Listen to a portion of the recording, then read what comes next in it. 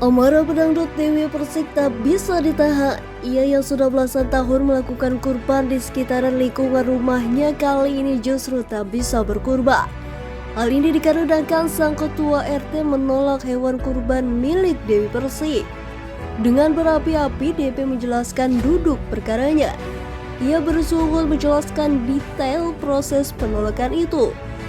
Bahkan menurut DP ia juga dimintai uang sebesar 100 juta rupiah agar hewan kurbannya bisa disembelih di masjid dekat rumahnya.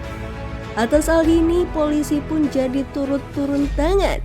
Simak video selanjutnya. Boleh menjelaskan itu gimana ceritanya sama Pak RT? Iya, Pak RT gimana nolak. kronologis ceritanya nih? Iya, sama Pak kan RT? gini, kemarin itu kan aku memang beli sapinya itu di Brebes. Aku memang sengaja tidak memberikan alamat rumahku. Jadi aku minta sama merekanya untuk berhubungan sama Pak Ustadz yang ada dekat rumah di masjid. Aku bilang suruh titip sapinya ya Pak, sekaligus di list orang-orang yang ada di lingkungan tersebut siapa aja, karena yang sebelum-sebelumnya memang seperti itu. Nah, nanti yang menyembelih kita gitu loh. Terus kemudian aku biasa kan aku sering kumpul sama teman-teman aku, teman-teman dari Pak Ganjar ceritanya. Nah, kita nggak ada sebut nama Pak Ganjar, itu nggak ada. Terus kita itu nyampe di sana, kita mau ambil sapinya, tiba-tiba sapinya itu sama Pak RT-nya nggak diambil, nggak boleh diambil. Ngomongnya gini, kalau mau diambil ya silakan ambil sendiri, warga kita tidak butuh sapi katanya. Terus kita bilang, loh kenapa kata ART ini ya, ini versi Pak ART sama versi security dan versi para asisten aku dan juga anak-anak relawan itu. Kenapa Pak? Padahal kita tidak ada menyebutkan nama Pak Ganjar, tuh tidak ada sama sekali. Di situ tiba-tiba dia bilang, ya udah kalau karena kita sudah banyak apanya katanya Ji, sudah banyak dagingnya, sudah banyak daging, jadi warga dari Lebak Bulus 2, RT 4, RW 6 tidak membutuhkan daging. Katanya bilang gitu. Terus lupa kita tuh mau korban, lupa kita cuma minta listnya aja. Terus tiba-tiba RT aku bilang gini, ya udah kalau memang tidak mau bisa minta tolong Pak, sapinya maksudnya mau diangkut di, karena kan memang tidak ada tempat di situ Mas, diangkut di truknya itu loh. Mereka bilang pada nggak mau, warga-warganya pada nggak mau. Kamu nggak tahu ini siapa katanya, warga-warganya, tetap ada sebagian warganya. Ini Pak RT loh katanya, ini Pak RT katanya.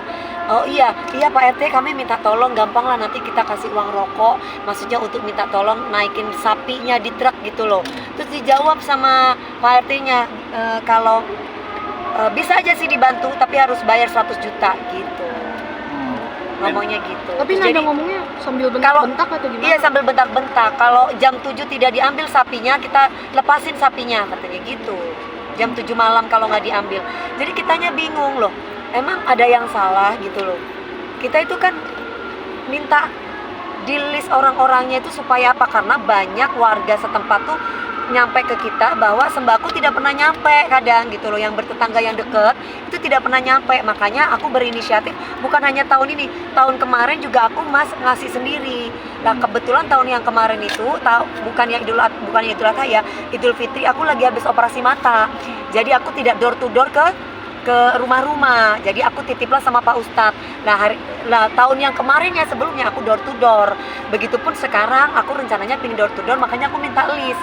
Karena banyak warga dari Lebak Bulus itu yang mengadu kepada saya bahwa sembakonya tuh tidak sampai gitu loh Mami. Justru RT yang lain dapat gitu. Nih, tapi seperti apa sih? Itu arogan ya, bisa dibilang arogan, dan RT-nya lama atau gimana? Pak RT-nya itu orang lama dan arogan seperti itu orang atau lama. gimana? Udah selama saya tinggal di situ Pak RT-nya ya itu. Tapi sebelumnya pernah kayak gini juga nggak sih? Saya sudah 3 tahun, 4 tahun, hampir 4 tahun ya. Nah sebelumnya memang kalau misalkan urusan parkir, kadang ada mobil wartawan kadang di depan atau apa, kita itu selalu dapat teguran juga. Gak boleh parkir dan yang lain-lain lah. Kadang kita ada pengajian, sampai saya pun mau pengajian jadi nggak berani. Karena apa? Karena kalau misalkan mau ada pengajian, sampai untungnya tetangga saya ada yang baik. Jadi mereka itu kasih lahannya mereka untuk parkir, untuk orang-orang ya, untuk orang-orang banyak atau para tamu-tamu ya, kita tetap ada ngasih bagian. Nah kalau enggak, ada namanya pemuda Karang Taruna. Iya itu, nah Karang Taruna itu pokoknya, jadi kita harus bayar itu nggak masalah lah. Cuman maksud saya itu Yo, jangan sadis kayak gitulah Pak. Mungkin Pak RT-nya kan mungkin orang mampu, tapi kan saya mau kasih warga gitu loh. Jangan hanya karena gara-gara beliaunya tidak menyembelihkan sapi, terus tiba-tiba seperti itu kata-katanya.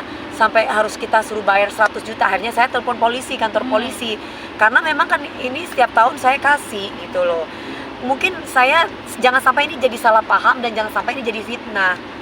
Nah, karena apa? Karena di situ bukan hanya Pak RT-nya saja, ada beberapa warga yang ikutan emosi di situ gitu. Tapi dugaan politik yang baiknya sebelumnya nggak pernah kayak gini. Enggak, karena berurusan dengan Ustadz. Ustadz. Karena Pak sama Pak RT-nya udah pernah masalah sembako dulu. Tahun yang kemarin. Jadi saya nggak mau berurusan sama Pak RT-nya setelah dapat pengaduan dari beberapa warga. Akhirnya saya memutuskan kepada Pak Ustadznya sendiri, Mas, untuk yang sembako Idul Fitri. Lah Idul Fitri yang kemarin soalnya ada masalah. Lah untuk kurban waktu itu saya di Polsek, udah 4 tahun untuk kurban saya di Polsek Cilandak. Jadi urusannya sama Pak Polisi.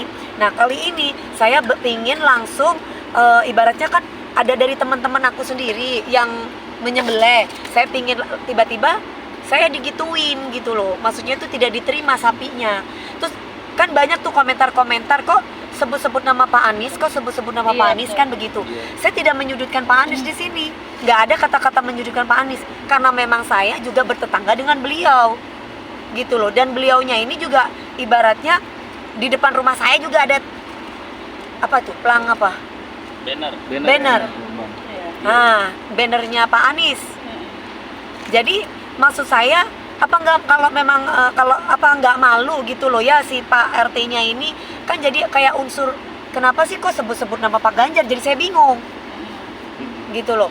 Apa karena hanya ininya Pak Ganjar, saya kan sering nyanyi di acara Pak Ganjar gitu, jadi saya nggak ngerti nih apa fansnya Pak Anies apa saya nggak ngerti kok tiba-tiba cara menyikapi saya seperti itu gitu. Ada rencana mau ketemu nggak sama Pak RT?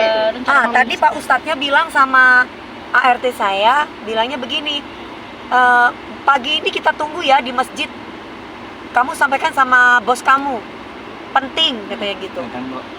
Maksud saya kok nggak sopan banget ya, harusnya kan tanya kira-kira ada jadwal nggak, kan saya pagi kan kerja, saya bukan pengangguran Pak, apa ada waktu nggak bisa ketemu. Makanya saya langsung jawab ke ART saya, kamu bilang dari ibu ketemunya di kelurahan aja, karena saya niatnya mau lapor ke kelurahan aja. Berarti sejauh ini sapinya? Iya gimana tuh? Sapinya diangkut sama teman-teman aku, Mas. Berarti Sudah. Niatnya itu, Mas, kenapa? Karena kan kita tidak pernah bersembelih di sana, sebelumnya di Polsek. Nah, kita rencananya ada teman-teman aku yang memberikan lahan, tapi tidak mengurangi daging satupun, kita mau kasih semua ke warga Lebak Bulus, tetangga-tangga aku. Rencananya seperti itu. Nah, tapi mereka itu tiba-tiba ambil aja, kita nggak butuh daging sapi, kita warga tidak butuh daging sapi, daging kita sudah banyak, nanti akan banyak daging, ngono kan ya Pak? Pak sini Pak, Bapak kan yang ini sini. Nah, ya ceritain Pak. Iya sini Pak, Pak Topan ini agak ini ya. Iya. Jadi kalau Bapak Ya munduran. Iya sini, Pak gimana sini. Pak Topan. Gimana pada waktu sapinya itu mau dibawa? Nah, kan saya datang Bu, perempat itu sama dua orang Pak Ganjar. Nah, saya bilang kamera, ini Pak. sapinya mau dibawa. Tapi kan nggak ngomong kalau itu orang Pak Ganjar. Nah, nggak ngomong. Saya nggak tahu. Nah, ini yang penting diluruskan. Nah, terus saya bilang, ini kalau Pak kita nggak bisa Pak, boleh nggak saya minta tolong, minta bantuin diangkatin sapinya rame-rame. Nah, Pak RT-nya jawab, nggak mau, dia bilang, nggak bisa, udah bawa aja sendiri, kata dia. Terus saya telepon Mas Enggi kan, Mas gimana Mas, cari jalan keluarnya supaya mereka mau bantuin, kasih uang aja kali ya, mungkin mau. Ya udah, saya ngobrol lagi. Sebelumnya saya nggak tahu kalau itu Pak RT-nya. Ya. Nah, saya bilang, Pak, udah gini nih Pak, saya minta tolong saya lagi, tolong dibantu angkatin sapi itu, nanti saya kasih uang buat hargain jadi payah apa lah, udah batu ngangkat. Nah, terus dia bilang, nggak mau, ini harga diri, kata dia, 100 juta pun dia nggak mau. Ini versinya Bapak 100 juta pun nggak mau, tapi kalau yang dengar dari Enggi, versinya Enggi, jangankan dikasih jangan enggak kamu kamu yang benar, kamu kemarin semalam nggak ngomong gitu. 100 juta kalau mau dibantu bayar 100 juta, jadi yang benar yang mana? Aku nggak tahu kalau kayak gitu, saya nggak cerita gitu. Video kamu ada di video ibu loh di sini, kamu yang bikin malu saya kamu. Yang benar yang ngomong. Ini yang benar yang mana? Itu saksinya ada Mas Hadi, ada 2 orang itu. Jadi antara kalau kamu Antara dua versi. Infonya dia nyebut 100 juta, entah 100 juta suruh bayar, entah 100 juta Nolak. dia yang nolak gitu loh, nggak mau bantuin. Jadi intinya ketika dia ngomong seperti itu kan intinya bapak kita kan maunya toleransi, bantulah. Berarti kan nggak mau dibantu, nggak mau membantu. Terus ngomongnya apa? Warga tidak sapi apa? Warga tidak butuh sapi.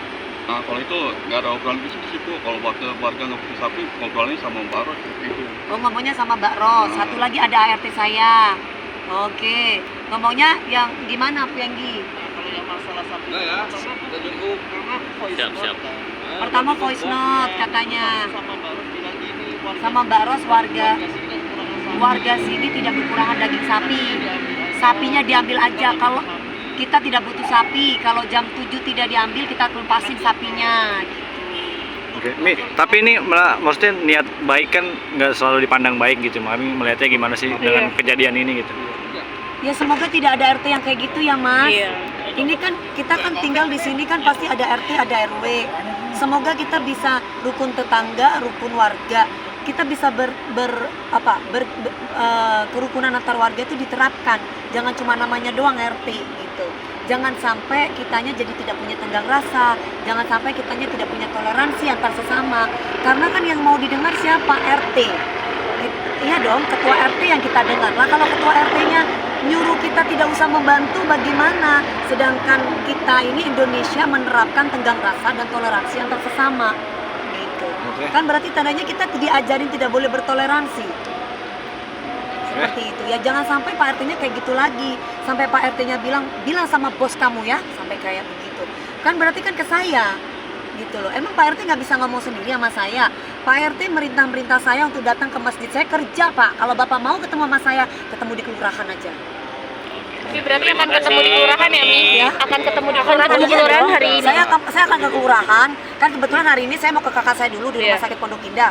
Habis itu kan malam saya ngejuri. Saya nanti mungkin suruh ponakan saya, Mas Inggil untuk ke kelurahan untuk ngomongin masalah ini biar dipertemukan. Kok enak saya mau dipanggil-panggil Pak RT. Mau Pak RT siapa panggil-panggil saya? Ya kan? Oke, terima kasih Mami.